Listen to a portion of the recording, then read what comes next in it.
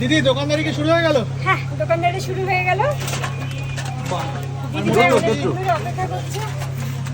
আমরা লোকাল ধরবে তাই তো? হ্যাঁ, আপনারা আচ্ছা, local মোটামুটি আজকে কি বলবে কি না? আইটেম এনেছো? চট করে একটু বলে দাও মালাদি। রানিং এই দেখিয়ে দাও। এই যে দেখুন, বাটার পোলাও, বাটার তাই তো? বাটার পোলাও। যেটার নাম মালাদি হ্যাঁ। রেখেছে গাজর সুন্দরীকে দিয়ে একদম ঝরঝরে butter pulao.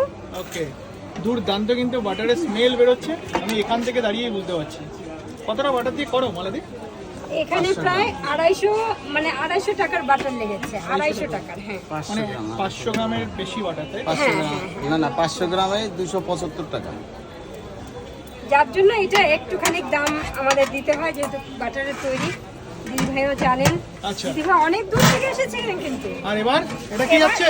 Mixed fried rice. Mix fried rice, কামড়ে কামড়ে কামড়ে কামড়ে চিকেন চিংড়ি। চিকেন চিংড়ি। ওকে, দেখো, শুধু কথাই বলছি না, এই যে দেখো, এই